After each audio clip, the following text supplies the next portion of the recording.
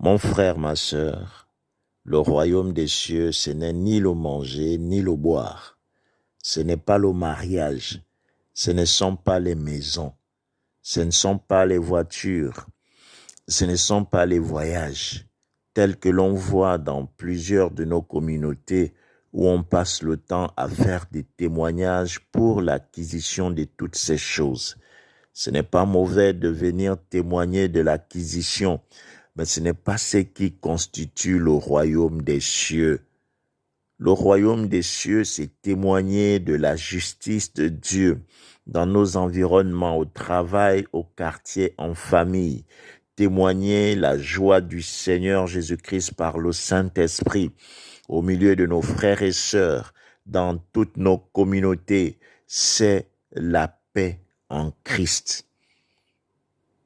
Et la parole de Dieu nous dit que si nous sommes venus en Christ et que tout ce que nous voulons, c'est seulement tout ce que j'ai cité, les choses de ce monde, c'est-à-dire les maisons, le mariage, la voiture, la promotion, nous sommes les hommes les plus misérables de ce monde.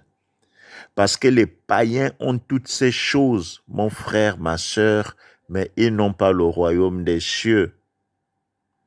Ils n'ont pas Jésus-Christ. Nous devons chercher premièrement le royaume des cieux. C'est-à-dire, nous devons chercher à faire la volonté de Dieu. Jésus-Christ, notre Seigneur et Sauveur, qui est notre modèle, est venu dans ce monde. Il est descendu du ciel. Il s'est sacrifié pour nous, pour que nous ayons la rémission de nos péchés et que nous ayons la vie éternelle. Et dans sa manière de marcher, il n'a en point cherché à obtenir toutes ces choses.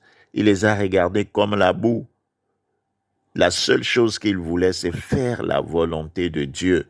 Nous également, nous devons comprendre que lorsque nous acceptons Jésus-Christ comme Seigneur et Sauveur, nous avons renoncé à nos vies. Nous avons décidé de le suivre. Et en le suivant, nous devons donc faire comme lui, c'est-à-dire chercher premièrement à faire la volonté de Dieu. Qu'est-ce qui caractérise ton christianisme, mon frère, ma sœur? Est-ce le mariage?